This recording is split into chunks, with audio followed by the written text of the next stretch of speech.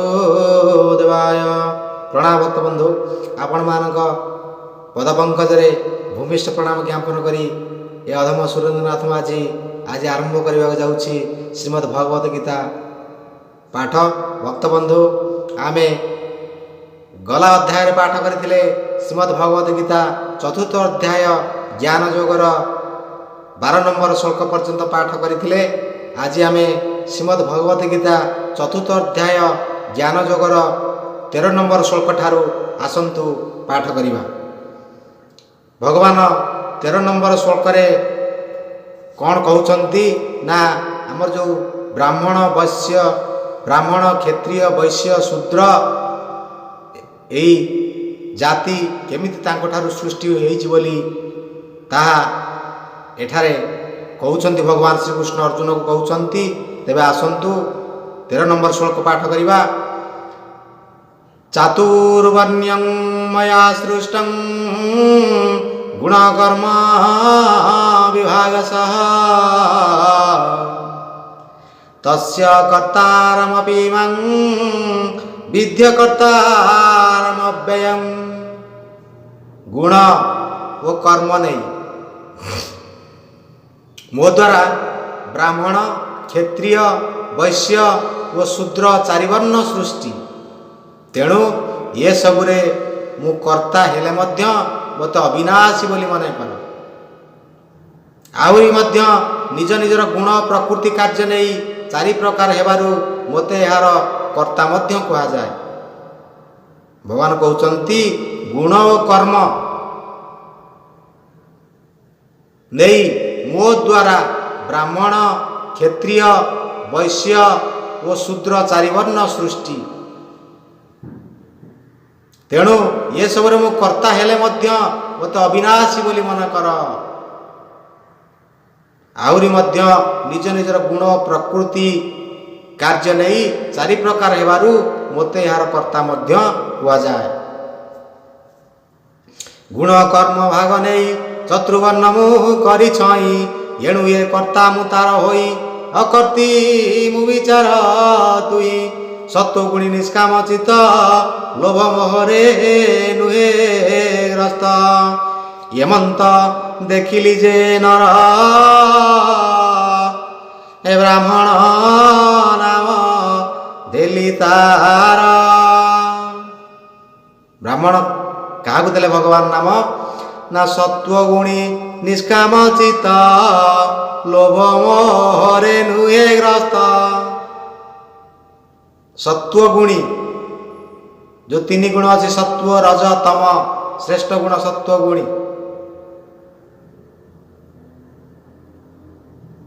ब्राह्मण किए सत्व गुणी निष्काम चित्त लोभ मोहरे नुहे ग्रस्त, एमंत देखिली जे नर ब्राह्मण नाम धेली तार। भक्तबंधु टिके चिंता करंतु, गभीर भाव चिंता करंतु भगवान ब्राह्मण क्या कहते। ब्राह्मण कुल जन्म हो पड़ी पैता खंडाए पकई दे खाली ठाकुर पूजा करदे ब्राह्मण कहुव ना। भगवान एठारे गीतार त्रयोदश गीता चतुर्थ अध्याय ज्ञान योगर त्रयोदश श्लोक प्रमाण करुछंती कौन ना ब्राह्मण मु कहार नाम ब्राह्मण देली जहाँ पाखरे यही सब गुण देखिली। केउ कौ गुण ना सात्विक गुणी से हेइतिब, निष्कामी हेइतिब, लोभ मोहरे तार चित्त नथिब, लोभ मोहर ऊर्ध्वरे से थिब। एमिति लोक जी हेइथब से ब्राह्मण पदवाच्य हब। भगवान से कथा कहले ए सत्व गुणी निष्काम चित्त लोभ मोहरे नुहे ग्रस्त, एमंत देखिली जे नर ब्राह्मण नाम धेली तार। शौर्य साहस वीर्यवान ए रज अधिक क्षेत्री नाम। ब्राह्मण कथा सुनिले वर्तमान क्षत्रिय कथा भगवान कहउचंती। क्षत्रिय कहार नाम मु क्षत्रिय देली ना ଶୌର୍ଯ୍ୟ ସାହସ ବୀର୍ଯ୍ୟବାନ ରଜ ଅଧିକ କ୍ଷେତ୍ରୀ ନାମ। ଶୌର୍ଯ୍ୟ ସାହସ ବୀର୍ଯ୍ୟବାନ, ତାହାକୁ ମୁଁ କ'ଣ ଦେଲି ନା ରଜଗୁଣରେ ଜାତ, ରଜଗୁଣରେ ଜାତ ହେଇଥିବ ଶୌର୍ଯ୍ୟ ସାହସ ବୀର୍ଯ୍ୟବାନ, ତାର ନାମ କ'ଣ ଦେଲି ମୁଁ ନା କ୍ଷତ୍ରିୟ ଦେଲି।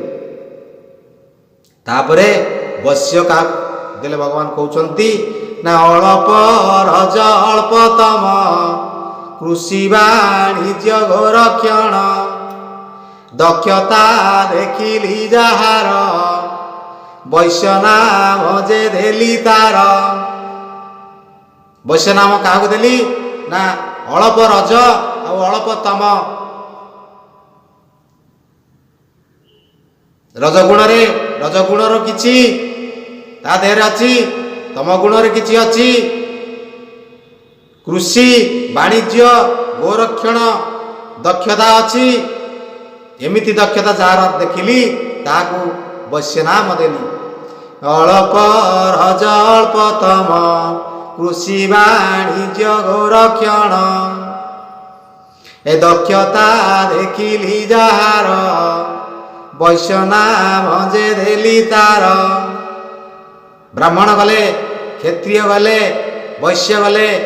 ଏବେ ଆମେ ଜାଣିବା ଭଗବାନ କାହାକୁ ଶୂଦ୍ର ନାମକରଣ କରାଇଲେ ବା କାହାକୁ ଶୂଦ୍ର ବୋଲି ବିବେଚିତ କରାଇଲେ ଦେଖିବା। ଏ ତମ ଗୁଣୀ ସେବା ବିନୟ ଶୂଦ୍ରତା ନାମ ଧନଜୟ ତିନି ବର୍ଣ୍ଣର ସେବାକାରୀ ଏପରି ଜାଣ ଜାତି ଚାରି। ଶୂଦ୍ର କାହାକୁ କହିଲେ ନା ତମ ଗୁଣୀ ସେବା ବିନୟ ଶୂଦ୍ରତା ନାମ ଧନଞ୍ଜୟ ତିନି ବର୍ଣ୍ଣର ସେବାକାରୀ ଏପରି ଜାଣ ଜାତି ଚାରି। ଅତି ବିନୟ ଭାବ, ସେବାର ଭାବ ଯାହାଠୁ ଦେଖିଲେ ଏବଂ ବ୍ରାହ୍ମଣ କ୍ଷତ୍ରିୟ ଏ ବୈଶ୍ୟ ଏ ତିନି ଜାତିର ଯିଏ ସେବାକାରୀ, ସେବା ମନୋବୃତ୍ତି ଯାହାର ଦେଖିଲେ ତାକୁ ଭଗବାନ କ'ଣ କଲେ ନା ଶୂଦ୍ର ଜାତିରେ ବିବେଚିତ କରାଇଲେ। ଏ ତମ ଗୁଣୀ ସେବା ବିନୟ ଶୂଦ୍ରତା ନାମ ଧନଞ୍ଜୟ। ତମ ଗୁଣୀ ବ୍ରାହ୍ମଣ ହେଲେ ସତ୍ୱଗୁଣୀ ଏବଂ ଲୋଭ ମୋହରେ ଆଶା ନାହିଁ, ନିଷ୍କାମୀ। ଏମିତି ଗୁଣ ଯାହାର ଦେଖିଲେ ଭଗବାନ ତା ନାମ ବ୍ରାହ୍ମଣ ବୋଲି ଦେଲେ। ଏବଂ ରଜ କ୍ଷତ୍ରିୟ ରଜଗୁଣରେ ଜାତ ଶୌର୍ଯ୍ୟ ସାହସ ବୀର୍ଯ୍ୟମାନ ଏମିତି ଗୁଣ ଯାହାର ଦେଖିଲେ ତାକୁ କ୍ଷତ୍ରିୟ ନାମ ଦେଲେ। ରଜଗୁଣର କିଛି ଏବଂ ତମ ଗୁଣରେ କିଛି କୃଷି ବାଣିଜ୍ୟ ଗୋରକ୍ଷଣର ଦକ୍ଷତା ଯାହାର ଦେଖିଲେ ତାହାକୁ ବୈଶ୍ୟ ନାମ ଦେଲେ। ଏବଂ ସେବାର ଗୁଣ ଯାହାଠାରେ ଦେଖିଲେ ଏବଂ ତମ ଗୁଣରେ ଜାତ ସେବାର ଗୁଣ ଯାହାଠାରେ ଦେଖିଲେ ଏବଂ ଏ ବ୍ରାହ୍ମଣ କ୍ଷତ୍ରିୟ ବୈଶ୍ୟ ତିନି ଜାତର ସେବା କରିବା ପାଇଁ ସେବା କରିବା ମନୋବୃତ୍ତି ଯାହାଠାରେ ଦେଖିଲେ ତମ ଗୁଣରେ ଜାତ ସେ ହେଇଛି, ତାହାର ସେବାର ମନୋବୃତ୍ତି ଅଛି ଏବଂ ଏ ତିନି ଜାତିର ସେବା କରିବା ପାଇଁ ତାହାର ନାମ ଦେଲେ କ'ଣ ନା ଶୂଦ୍ର। ଏ ତମ ଗୁଣୀ ସେବା ବିନୟ ଶୂଦ୍ରତା ନାମ ଧନଜୟ ତିନି ବର୍ଣ୍ଣର ସେବାକାରୀ ଏପରି ଜାଣ ଜାତି ଚାରି। ଏକରୁ ହେଲେ ଚାରି ବର୍ଣ୍ଣ ମୁଁ ମଧ୍ୟ ସ୍ଥିତେ କର୍ତ୍ତା ଜାଣ ସ୍ୱଭାବ ବସେ ଚାରି ହୋଇ ତେଣୁ ଅକର୍ତ୍ତି ମୁଁ ଅଟଇ। 14-15 ନମ୍ବର ଶ୍ଲୋକରେ କ'ଣ କହୁଛନ୍ତି? ନ ମାଂ କର୍ମାଣି ଲିମ୍ପନ୍ତି ନ ମେ କର୍ମ ଫଳେ ସ୍ପୃହା ଇତି ମାଂ ଯୋ ଭିଜାନାତି କର୍ମ ଭିନ୍ନ ସଦ୍ଧତେ ଏବଂ ଜ୍ଞାତା କୃତଂ କର୍ମ ପୂର୍ବେରପି ମୁମୁକ୍ଷୁଭିଃ ଗୁରୁ କର୍ମେବ ତସ୍ମାତ୍ ପୂର୍ବେ ପୂର୍ବତରଂ କୃତଂ। ମୁଁ କର୍ମରେ ଆବଦ୍ଧ ନୁହେଁ, ମୋର କର୍ମଫଳରେ ଶ୍ରଦ୍ଧା ନାହିଁ, ମୋତେ ଏପରି ଭାବେ ଯେଉଁମାନେ ଜାଣନ୍ତି ସେମାନେ କର୍ମବନ୍ଧନ ରେ ପଡ଼ନ୍ତି ନାହିଁ। ଭଗବାନ 14 ନମ୍ବର 15 ନମ୍ବର ଶ୍ଲୋକରେ କ'ଣ କହିଲେ? ନ ମାଂ କର୍ମାଣି ଲିପନ୍ତି ନ ମେ କର୍ମ ଫଳେ ସ୍ପୃହା ଇତି ମାଂ ଯୋ ଭି ଜାନାତି କର୍ମ ଭିନ୍ନ ସ ବଦ୍ଧତେ। ମୁଁ କର୍ମରେ ଆବଦ୍ଧ ନୁହେଁ। ନ ମାଂ କର୍ମାଣି ଲିପନ୍ତି, ମୁଁ କର୍ମରେ ଆବଦ୍ଧ ନୁହେଁ, ମୋର କର୍ମ ଫଳରେ ଶ୍ରଦ୍ଧା ନାହିଁ।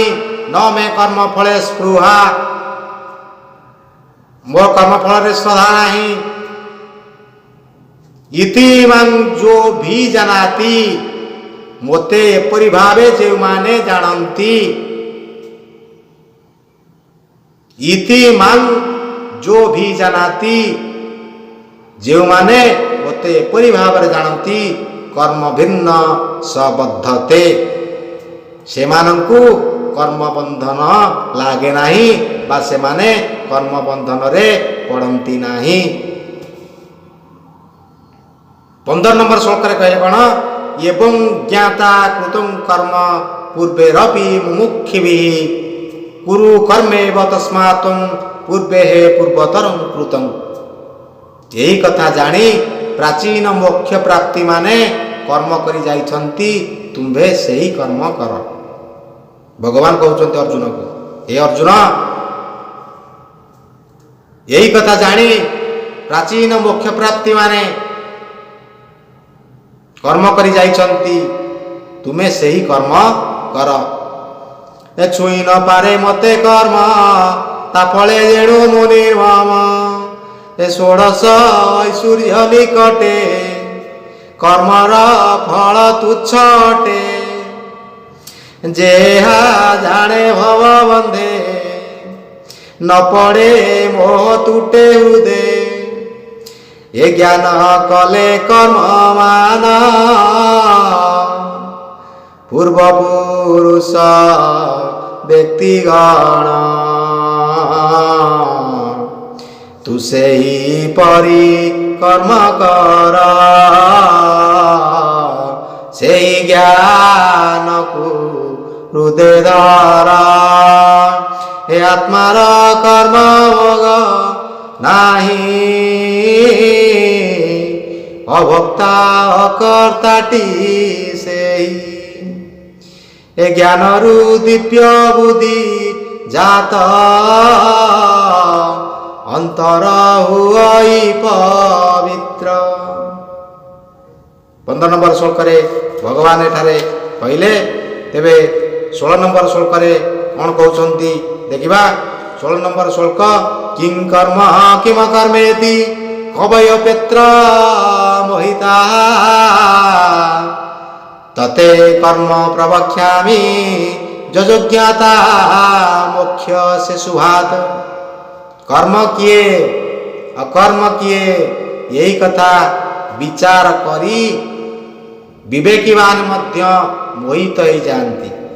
କର୍ମ କ'ଣ ଅକର୍ମ କ'ଣ, ବିବେକୀମାନେ ମଧ୍ୟ ଏହି କଥା ଚିନ୍ତା କରି ମୋହିତ ହୋଇଯାଆନ୍ତି। ତେଣୁ ମୁଁ ତାହା ତୁମ୍ଭକୁ ବୁଝାଇ ଦେଉଛି, ଯାହାଦ୍ୱାରା ତୁମେ ସଂସାରରୁ ମୁକ୍ତି ହେବ। ଭଗବାନ କହୁଛନ୍ତି 16 ନମ୍ବର ଶ୍ଲୋକରେ, କି କର୍ମ କିମ କର୍ମେତି କବୟ ପେତ୍ର ମୋହିତା ତତେ କର୍ମ ପ୍ରବକ୍ଷ୍ୟାମି ଯଜଜ୍ଞାତା ମୋକ୍ଷେ ସେ ସୁଭାତ। କର୍ମ କିଏ ଅକର୍ମ କିଏ, ଏହି କଥା ବିଚାର କଲେ ବିବେକୀମାନେ ମଧ୍ୟ ମୋହିତ ହୋଇଯାଆନ୍ତି। ତେଣୁ ମୁଁ ତାହା ତୁମ୍ଭକୁ ବୁଝାଇ ଦେଉଛି, ଯାହାଦ୍ୱାରା ତୁମେ ସଂସାରରୁ ମୁକ୍ତି ହେବ। କର୍ମ ଯେ କାହାକୁ କହନ୍ତି, ଅକର୍ମ କାହାକୁ ବୋଲନ୍ତି। କର୍ମ କର୍ମ ଭାବି ଚିନ୍ତି, ଜ୍ଞାନୀ ଏ ମୋହରେ ପଡ଼ନ୍ତି। ଜ୍ଞାନୀ ଲୋକମାନେ ମଧ୍ୟ ବାଉଳତା ହେଇଯାନ୍ତି, ମୋହରେ ପଡ଼ିଯାଆନ୍ତି। କର୍ମ କିଏ ଅକର୍ମ କିଏ, କର୍ମ ଯେ କାହାକୁ କହନ୍ତି, ଅକର୍ମ କାହାକୁ ବୋଲନ୍ତି। କର୍ମ କର୍ମ ଭାବି ଚିନ୍ତି, ଜ୍ଞାନୀ ଏ ମୋହରେ ପଡ଼ନ୍ତି। तेणु ए कर्म कहे तोते जानिले तरिबु निश्चिन्ते कर्म कर्म विकर्मर सेई विषय बुझिबार कर्म यथार्थ तत्व ज्ञान बुझिबा जटिल अर्जुन ए वेद संहिता बोले जा ए विहित कर्म अटेता टिपिक रखु भक्त बंधु कर्म कौन